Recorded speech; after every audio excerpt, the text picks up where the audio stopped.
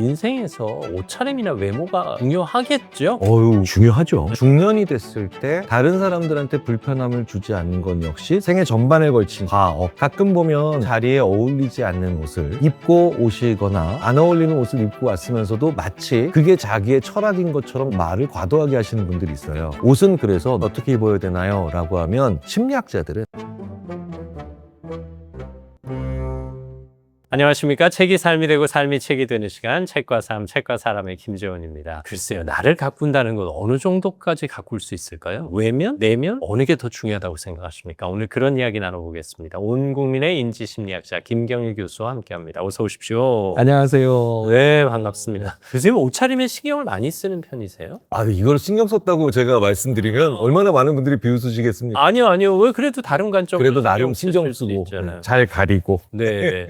평상시 복장에 저는 검은 옷을 많이 입는 편이거든요. 쉽게 말하면 누군가의 눈에 띄고 싶어 하지 않는 그런 느낌인데, 이제 주변의 친구들이, 특히 이제 아나운서 동료들이 맨날 이렇게 칙칙하게 검은 것만 입고 그렇네. 그리고 뭐 심지어 방송 복장도 짙은 색 옷을 선호하는 편이에요. 근데 이게 성향, 기질의 차이예요, 이런 것도? 특정한 색의 옷을 선호한다. 그 사람의 타고난 성격, 성향과 관련이 있느냐? 꽤 연구가 많이 됐죠. 네, 실제로 밝은색 옷은 외향적이고 그다음에 어두운 색 옷은 자기를 잘 드러내지 않기 위해서 그렇잖아요. 그러니까 목적과 잘 부합되니까 내향적인 분들한테, 물론 이제 저처럼 어쩔 수 없이 신체적 구조 때문에 어쩔 수 없이 강제적으로 검은색 옷을 위주로 입는 사람도 있긴 있지만, 근데 저도 보면 체중과 무관하게 예전에 좀 날씬했던 시절에도 보면은 검은색 옷이 좀 더 많았는데, 그렇다면 이제 너는 내향적이냐? 저도 성격 검사하면 내향적으로 나옵니다. 제가 처음 뵀을 때 그랬잖아요. 내향적인 사람들이 외향인의 사회적 기술을 그냥 구사하고 있는 게 되게 많다. 전형적으로 거기에 해당되시는 분도 저도 강연 때 많이 소개를 해드려요. 우리 김재원 아나운서님도 심리학자의 눈으로 보면은 내향적인 분인데 외향적인 사람의 사회적 기술을 그냥 잘 구사하시는 거다. 이런 얘기들을 많이. 그래서 제가 어디 가서 내향적이라고 그러면 농담도 잘한다고 그렇게 얘기하세요. 심지어 개그맨이신 분들도, 그 다음에 방송에 자주 등장하시는 분들 중에 내향적인 분들 많아요. 그래서 길거리에서 찍힌 사진이 없어요. 이분들은 에너지를 다 쓴 분들. 방송에서는 스타일리스트가 갖다 주면 밝은 옷을 입는 편인데, 그럼에도 불구하고 뭐 노랑, 빨강, 분홍은 절대 안 입어요. 근데 일상에서는 밝은 옷 거의 못 입어요. 나를 눈에 띄게 하는 색이니까 저도 그래서 조금 검은색 옷부터 시작해서 약간 짙은색 옷을 예전부터 많이 좀 좋아했었는데, 이런 거죠. 심리학자들이 옷에 그 사람이 좋아하는 색깔과 자기의 정체성이 잘 아우러져서 좋아하는 색이 아니라 옷으로서 좋아하는 색이 오히려 그 사람이 더 진짜 중요한 컬러 아니냐라는 얘기를 많이 하는 경우도 있어요. 그러니까 내향적인 사람도 밝은 색을 좋아합니다. 그런데 옷은 나와 같이 붙어 다니고 있는 나의 사회적인 자아이기 때문에 좋아하는 색으로 자기가 좋아하는 옷을 만들어 입는 경우는 많지 않다는 거예요. 그러면 옷으로서 좋아하는 색이 더 성격에 맞겠죠. 색으로서 좋아하는 건요, 미적인 측면이기 때문에 그 사람의 성격과는 크게 상관없고요. 저도 색 중에 진짜 좋아하는 색이 뭐 노란색, 빨간색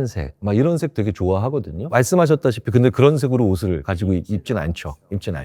그래서 옷으로서의 색깔은 확실히 그 사람의 내향, 외향 혹은 성격적인 측면을 더 잘 보여주는. 또 밝은 파랑을 좋아하는데 그렇다고 밝은 파랑 옷이 있진 않아요. 근데 또 보면 누군가는, 특히 중년 남성들의 경우 나이가 들수록 옷차림에 대한 관심이 좀 덜해지는 경우가 있지 않나. 인생에서 옷차림이나 외모가 중요하겠죠?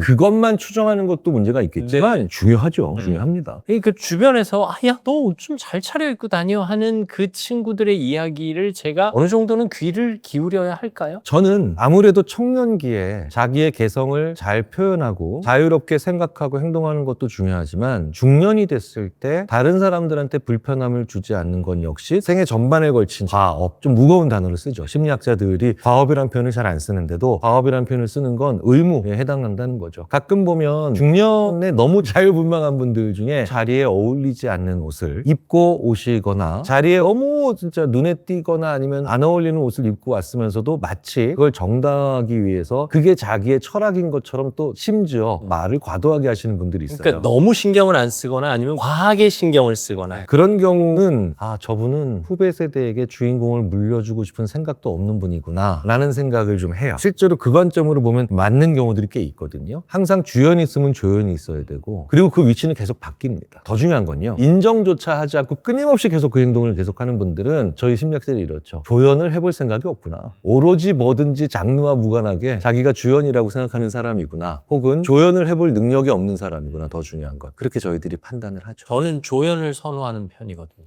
조연을 너무 잘하는 분들이 네. 나중에 그 결과가 쌓여 주연이 되는 경우. 아, 우리가 왜 영화사에도 보면 참 오랫동안 조연을 잘하셔서 결국은 그 결과가 빛나는 주연이 되는 분들을 많이 보거든요. 그러니까 주연이라고 하는 건 영화라고 하는 것을 딱 한 작품만 딱 끊어서 보면은 주연, 조연이 따로 있지만 우리가 쭉 영화사를 쭉 보면 주연 한 번도 안 하셨는데 우리 영화사의 주연이신 분들이 계시죠. 조연만 쭉 하셨는데 영화사에서는 주연인 분들이 많이 계시거든요. 인생도 사실 그렇게 봐야 되지 않을까. 근데 그런 분들 보면요. 너무 신경 안 쓰는 분들. 신경 안 쓰다 보면 우리한테 불쾌감을 주시는 분들은 사실은 일상생활에서 보면 가볍게 생각할 때는 배려심이 없는 분들이고 두 번째 조금 더 진지하게 생각해 보면 굉장한 개인주의자며 그러니까 부정적인 개인주의자며 네네. 내가 지금 집에 있는 게 아니라 밖에 나와 있는데 내 행동이나 내 옷차림 다른 사람들한테 어떤 느낌을 주느냐에 따라서 너무 신경 쓰지 않으면 좀 그렇죠. 게다가 이제 집 앞에서 입어야 되는 옷을 시내에 들어와서도 입고 계신 분들 이런 분들을 보면 기본적으로 저희는 사회성 되게 떨어지는 분들이라고 보는 거죠. 이런 분들이랑 일을 하면 제일 힘든 게 바로 뭐냐면 자기가 주연이 아니라 조연이 돼야 될 때 참 조연 위치로 잘 안 내려가셔서 불편해져요. 이런 분들 많이 하시는 행동이 뭔지 아십니까? 휴대전화도 잘 안 꺼요. 그쵸? 삐리리 하고 또 어떻게 보면 그런 분들이 꼭 이렇게 그러면서 또 받는 분이 있어요. 그러니까 딱 그런 분들이 계속 비슷한 행동을 하거든요. 그런 거 저희들이 뭐라고 합니까? 이성숙한상. 옷차림 하나 때문에 한 분을 너무 재단하고 나중에 판단하는 것 같아서 죄송하기는 합니다만 옷은 그래서 너무 티나지 않게 입어야 되는데 저희가 이렇게 표현합니다. 옷은 어떻게 입어야 되나요? 라고 하면 심리학자들은 당신의 내면에 집중할 수 있을 정도로 너무 뒤떨어지거나 과하지 않게 입으시면 됩니다. 그러니까 옷이라고 하는 게 주인공이 아니잖아요. 그 사람의 내면이 주인공이잖아요. 그러니까 옷은 당신의 내면에 상대방이 집중할 수 있을 정도로 너무 떨어지거나 과하지 않게 입으시면 그 범위 내에서는 개성입니다. 하긴 제가 지나치게 화려하게 입으면 다들 제 옷에 관심을 갖지 제가 하는 말이나 제 생각에 궁금증을 품지 않으시겠네요.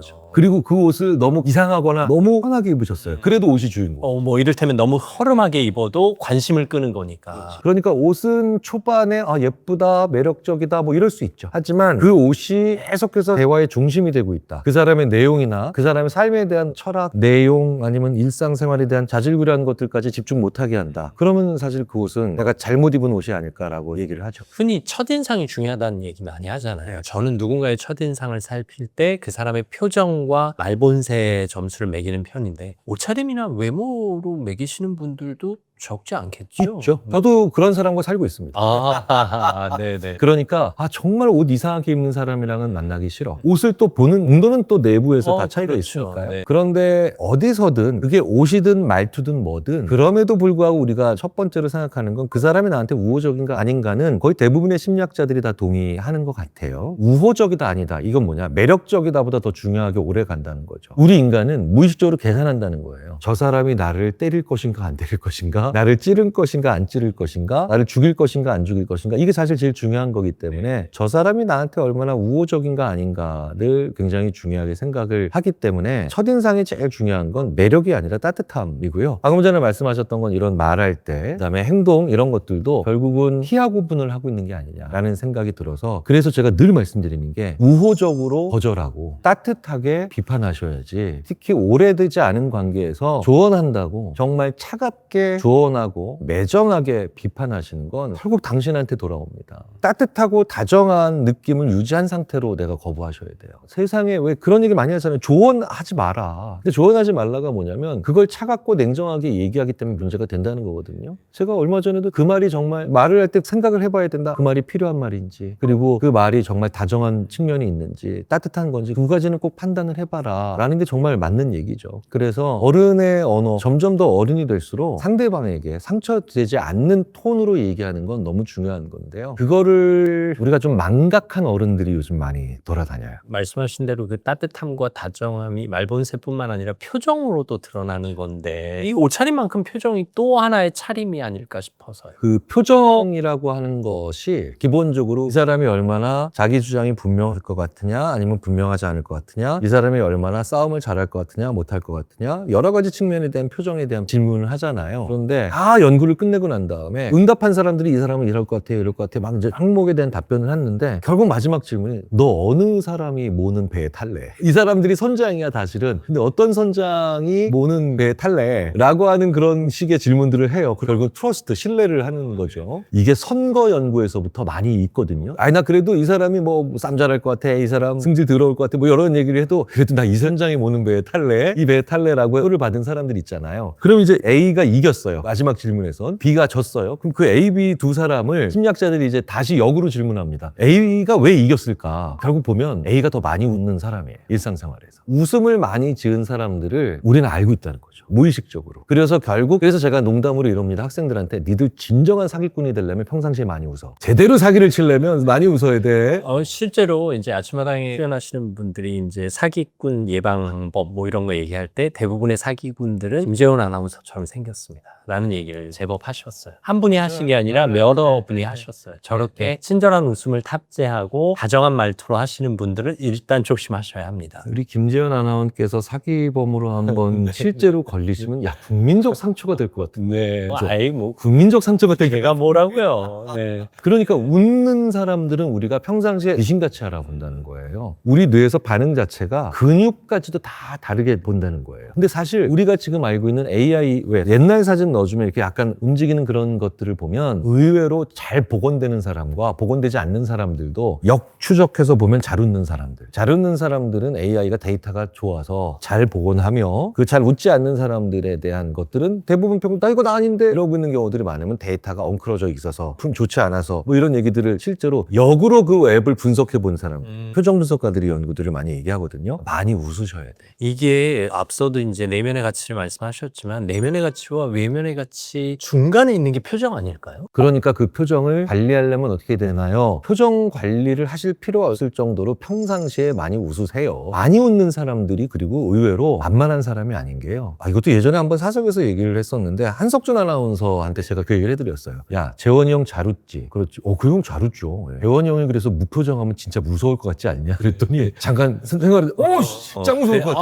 진짜 그래요. 그러니까 잘 웃는 사람은 화내지 않고 무표정만 지어도 엄청난 메시지가 전달돼요. 오히려 메시지 도구가 되는 거예요. 그러니까 과거에 외국 항공사에서 승무원들이 파업을 할 때 다 필요 없고 우리는 웃지 않는 키만 하겠다. 이랬더니 승객들이 무서워서 비행기를 못 하겠다고. 일종의 그래서 태업인데. 그냥 우린 모든 서비스를 다 하고 다만 웃지 않겠다. 그러네요. 네, 그랬더니 봉포의 비행기가 돼서 그 항공사가 두 손 두 발 다 들었다라고 얘기를 하거든요. 우리가 소리 크고 화내는 사람들의 특징이 바로 뭐냐? 평상시에 안 웃는 사람들이에요. 그러니까 자기의 의사를 전달하기 위해서 화를 내고 과격한 행동을 해야 되죠. 근데 잘 웃는 사람들은요, 진짜 무표정만 해도 진짜 싸해지는. 그러니까 얼마나 절약적이에요. 그럼 이제 당연히 이렇게 생각하실 거예요. 웃을 일이 없다 이놈아. 본인이 용건과 용무가 있을 때만 상대방한테 말고니 웃을 일이 없죠. 실없는 대화, 쓸데없는 얘기, 싱거운 이야기들 이런 것들을 많이 하시면서 이게 스트레스 해소에도 정말 좋거든요. 그래서 같이 심리학 공부한 후배들 중에 분기에 한 번씩 만나서 술 마시는 모임이 있어요. 그 모임에서는 심리학의 미래와 국가의 향후에 대해서 얘기할 때마다 5천원씩 벌금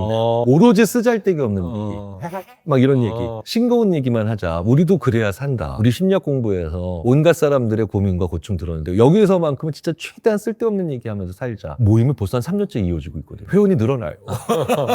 필요하다는 얘기네요, 그게. 네. 저는 교수님이 부러운데, 교수님의 다정함도 부럽고, 지혜로움도 부럽고, 말씀 잘하시는 것도 부럽고, 다 부러운데, 가장 부러운 건 교수님 웃지 않아도 약간 웃는 느낌이 드는 상이잖아요. 이른바 웃상이라고도 표현하셨는데. 제가 원래 웃상이 아니었습니다. 저도 보니까 웃상이 40대 중반 이후부터 만들어졌더라고요. 입꼬리가 살짝 막 이러면서 장난기 이런 게 웃상이라는 거 이제 저도 거부하지 않습니다. 열심히 일하고 그다음에 진지하게 살아가시는 과정에서 이렇게 나를 웃게 만들 수 있는 사람들의 가치, 나를 웃게 만들 수 있는 그런 상황들도 돈이 나와 떡이 나와 하지 말고 기꺼이 가시면서 많이 웃어보시잖아요. 그러면 조금씩 만들어지는 게 아닌가. 물론 이제 살도 좀 찌셔야 됩니다. 살도 좀 찌셔야 되는데. 결국은 혼자 있을 때도 웃을 수 있고 혼자 있을 때도 즐거울 수 있어야 되잖아요. 사실 요새 혼자 있는 시간을 두려워하시는 분들도 적지 않는데 앞서 말씀하신 내면을 가꾸는 방법 중에 혼자 있는 시간을 효과적으로 보내는 방법도 포함되지 않을까 싶어요.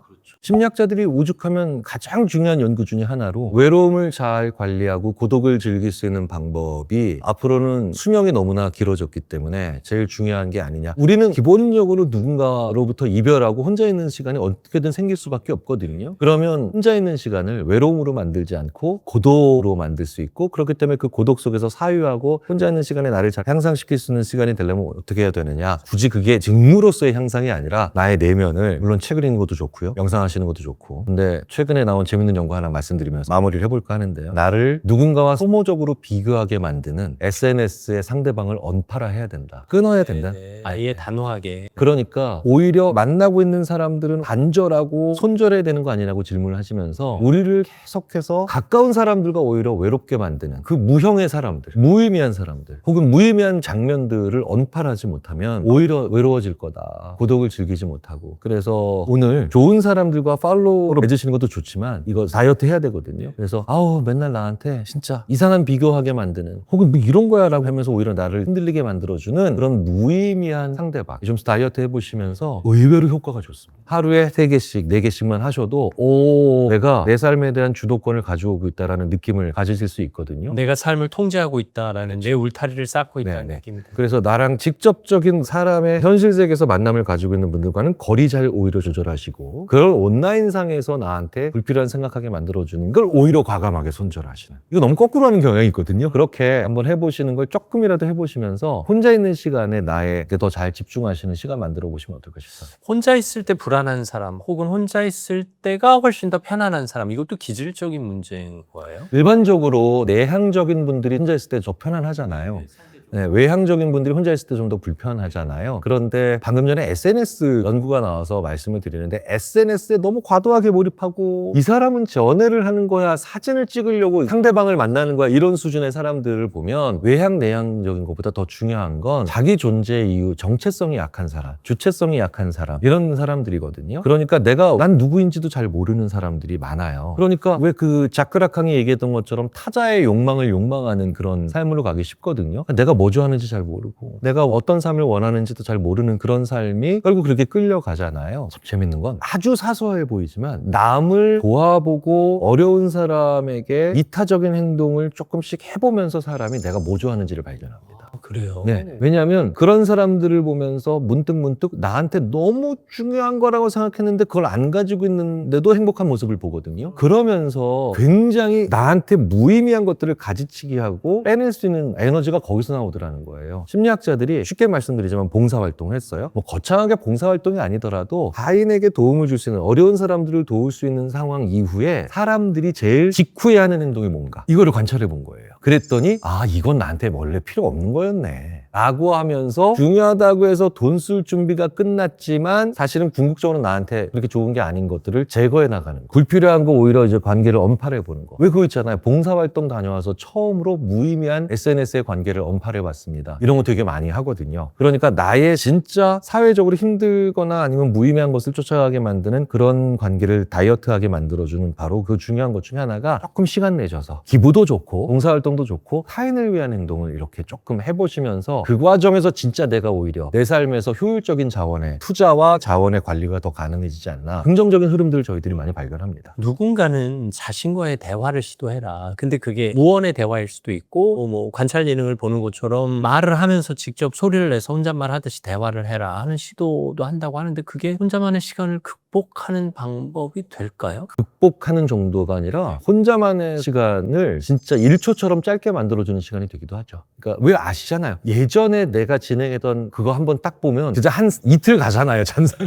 야 이거 뭐야? 맞아요. 이러면서. 예. 그런데 이제 지금은 일상적으로 늘 하던 그런 것들은 그렇게까지는 잔상을 주지 않죠. 만약에 오늘부로, 만약에 아나운서 김재원 생전 처음으로 유치원 아이들에게 강연을 한다. 이건 내가 처음 해본 상대방이잖아요. 그 사람들에게 했던 강연을 만약에 오늘 녹화해서 한번 보신다고 해보세요. 그러면 진짜 뭐야? 내가 이렇게? 그렇죠. 그러니까 내가 나를 본다라는 게 사실은 굳이 내가 나한테 대화를 한다라는 걸 너무 어렵게 생각하실 필요가 없고, 내가 한 말, 내가 한 행동, 내가 쓴 글을 다시 돌아보는 거거든요. 근데 문제는 그러려면 찍어놨어야죠. 그러네. 그렇죠. 네네. 그러니까 일기를 쓰신다는 게 그래서 되게 중요합니다. 그런 관점. 네. 혼자 있는 시간에 하시면 정말 좋은 게 바로 뭐냐면 예전에 내가 썼던 기록들을 보시는 거예요. 저는 제가 군복무할 때 정원장교로 3년 군복무했는데 간부 수첩, 네네. 일군 수첩 이거 딱 쓰면 거기 막 지휘관 회의 막 쫓아가서 막 혼나고 막 업무일지 적고 막 이런 걸 쭉 보거든요. 한 1년에 한 번 정도 꺼내서 그거를 한번 혼자 있는 시간 때 한번 읽어봐요. 내가 진짜 중요할 때 쓸데없는 생각을 되게 많이 하는 스타일이구나. 그리고 GPT에도 한번 넣어봤어요. 제가 일기를 가끔 당신이 일기를 많이 썼다면 생성형 AI에 한번 넣어보라. 물론 당신의 개인정보는 좀 빼볼 필요가 있다. 네. 그러면 당신이 어떤 사람인지 의외의 얘기를 얻을 수 있다. 그러면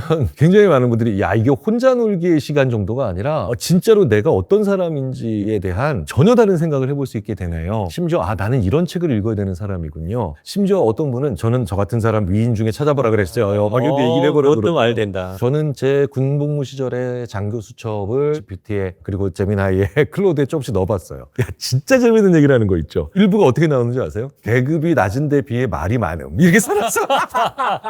그때 저한테 야 너는 육군 중위가 뭐 이렇게 말이 많아? 아니, 이게 뭔가 다른 관점에서 나를 관찰하게 하네요. 그게 이제 어쨌든 일기는 내가 나와 대화를 한 건데 이걸 누가 객관적으로 평가해 준 셈이잖아요. 그렇죠. 그게 되게 좋은 시발점이자 마중물이 됩니다. 그러면 왜 말을 많이 할까? 듣는다는 건 뭘까? 경청의 책을 볼 수도 있고요. 그 과정에서 그래? 나 같은 사람이 이 사람이야? 그 사람은 도대체 어떻게 살았을까? 다큐멘터리도 보게 되고요. 그러니까 오늘부터도 늦지 않았으니까 조금씩 내 기록을 남겨보시고 내 로그를 남겨보시면 나중에 얼마든지 해보실 수 있는 그런 좋은 게 있거든요. 지혜로운 인간 생활이라는 이 제목 속에 인간 생활이 나와의 관계도 포함하고 있겠고 하는 생각이 드네요. 너무 좋은 해석이네요. 나와의 관계가 이제는 더 중요해진 게 이젠 내가 여러 종류가 더 만들어지죠.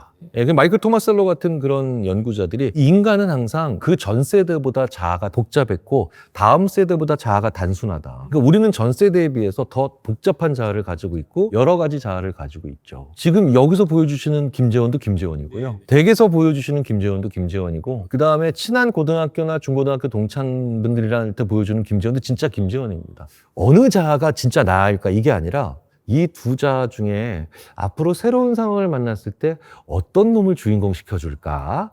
왜냐면 60대, 70대, 80대가 돼도 이제 우리가 경험해보지 않은 그런 세상으로 갈 거 아닙니까? 사실 예전에 20년, 30년 선배님들은 요 정도 위치가 되면 막 돌아가시고 막 이랬잖아요. 그러나요? 맞아요. 근데 지금 이런 느낌 안 가지고 계세요? 앞으로 일이 더 많겠다. 막 이런 거. 아니, 저는 이제 학교 졸업하고 취업한 것 같은 느낌이. 사실 그리고 그런 의미의 또 고별 멘트가 네, 맞아요. 네. 그래서 그렇다면 내가 자아를 많이 가지고 있는 사람 그리고 그 자아를 지금 이 상황에 적재적소에 배치하는 사람 이게 제일 지혜로운 사람이지. 이게 흔히 말하는 사회적 가면하고는 조금 다르죠. 저는 가면이라고 보지 않고 다 자기 자아라고 봅니다. 그런데 오히려 지금 반대로 한자로 계속 모든 면에 오히려 그런 분들이 지금 우리를 불편하게 만들고 세상을 힘들게 만드는 그런 사회가 아닐까 싶어요. 가짜 자아가 아니죠. 다 진짜 자아고요. 그러니까 여기서 사실 저도 그렇게 말씀해 주셔서 제가 여기서 여러 가지의 저의 못난 자아들 그리고 또 그때마다 조금 더 괜찮은 자아들이 나와서 그 문제를 해결하고 무마하며 서로가 서로의 자아를 격려해 주는 그런 에피소드들이 많았거든요. 그러면 충분히 우리가 발전하지 않을까 싶어요. 그렇게 교수님의 실패담이다, 실수담이다,